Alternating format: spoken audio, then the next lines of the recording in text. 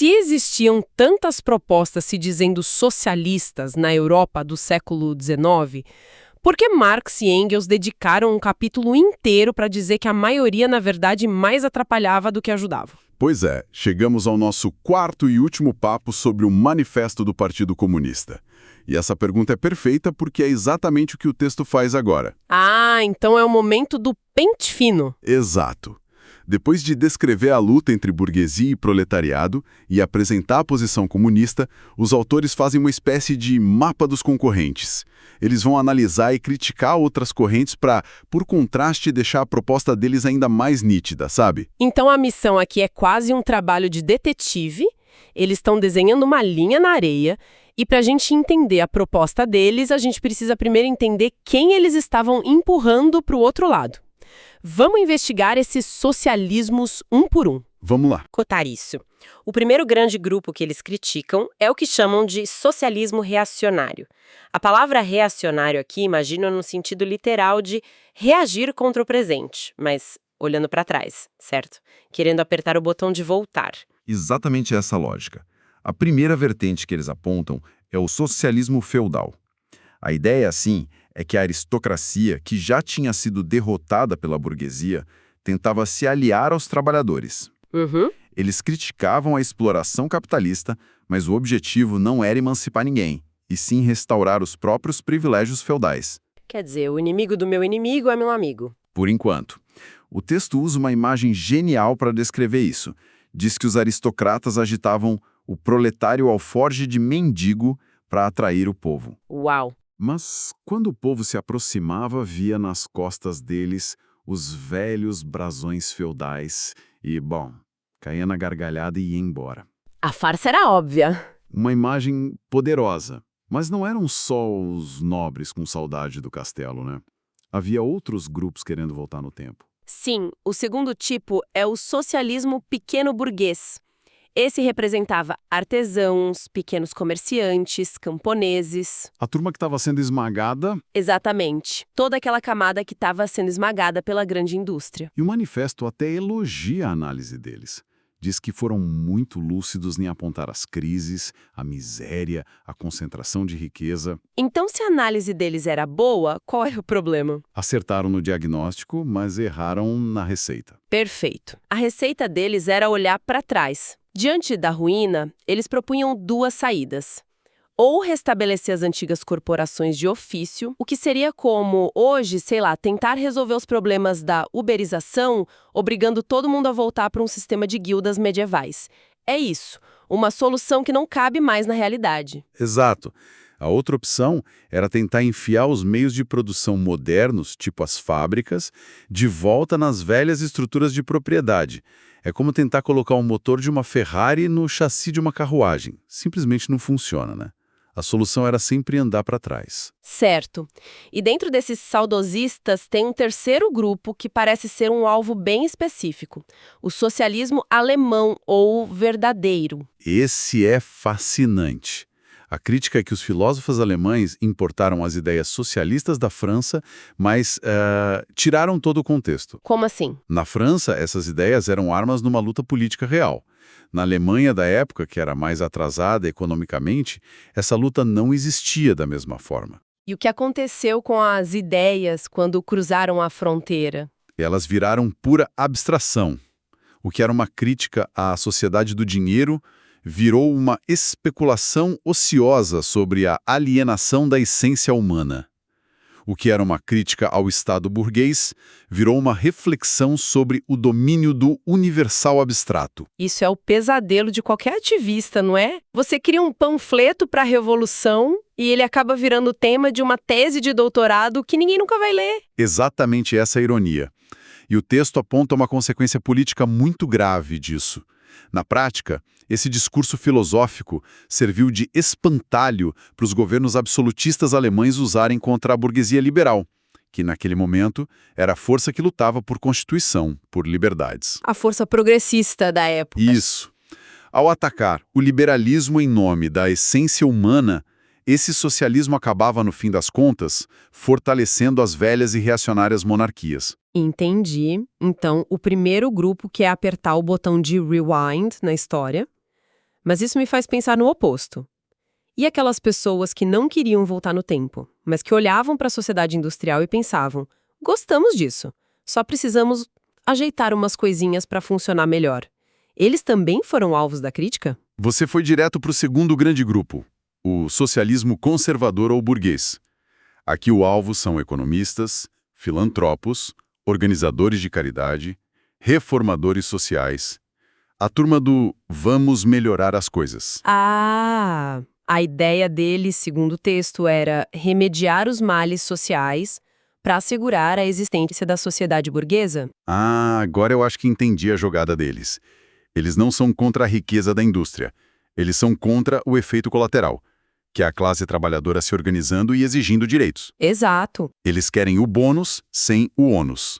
É isso. É uma leitura perfeita. A crítica central do manifesto é que essa corrente quer a burguesia sem o proletariado. Querem os benefícios do sistema sem os conflitos que o definem. Uhum.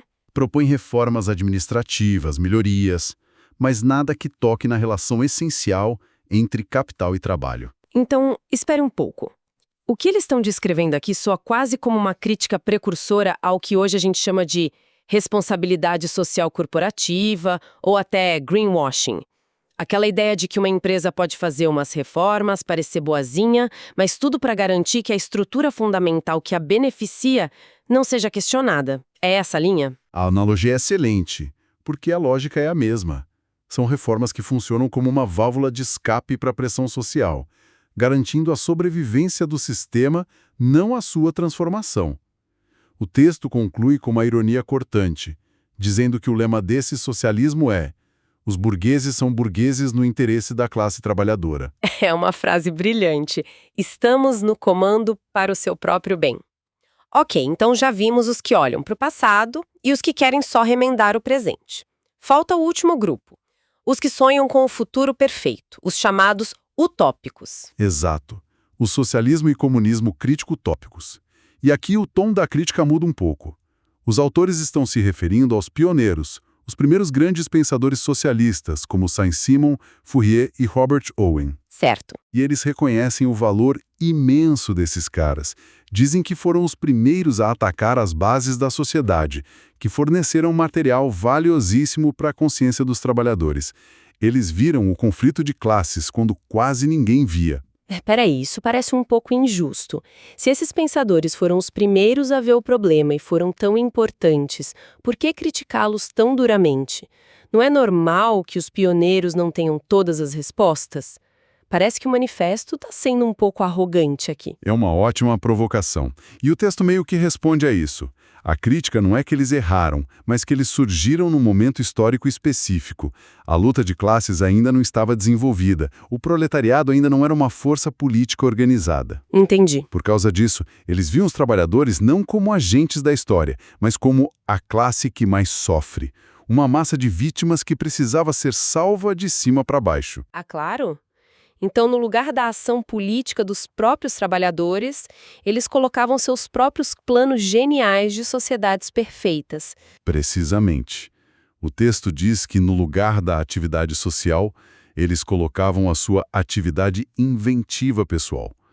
Em vez de procurar as condições materiais para a libertação na própria história, eles inventavam planos fantásticos, detalhados. E como eles iam implementar isso? De forma pacífica, criando pequenas comunidades modelo e pedindo dinheiro para a burguesia filantrópica. Acreditavam que o exemplo convenceria o mundo. Eram designers de um mundo perfeito, não líderes de um movimento real. E qual o problema disso a longo prazo? O problema, segundo o manifesto, é que com o tempo, conforme a luta de classes de verdade foi se acirrando, os seguidores desses pioneiros se tornaram seitas reacionárias. Eles se apegaram aos planos originais dos mestres e passaram a se opor a qualquer movimento político dos trabalhadores. Acabaram atrapalhando, então. Isso. Tentavam embotar a luta de classes, pregar uma conciliação e, no fim das contas, atrapalhavam o movimento que os pioneiros ajudaram a inspirar. Ok, antes de amarrarmos tudo, vamos só cravar alguns desses rótulos para não nos perdermos. Foi muito nome. Boa ideia. Socialismo reacionário. É a turma dos saudades do que a gente não viveu, que quer voltar a um passado idealizado para resolver os problemas do presente. Certo. E o socialismo conservador ou burguês? É a turma do reforma para não mudar.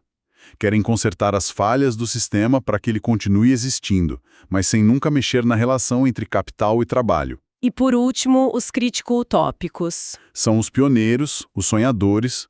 Fizeram críticas geniais, mas não viam os trabalhadores como força de transformação. Por isso, propunham criar do zero sociedades ideais, baseadas em planos e na boa vontade. E teve aquele termo em alemão, Pfaubergerschaft, só para não deixar passar. Ah, sim, Pfaubergerschaft. É um termo bem específico para a pequena burguesia filistina.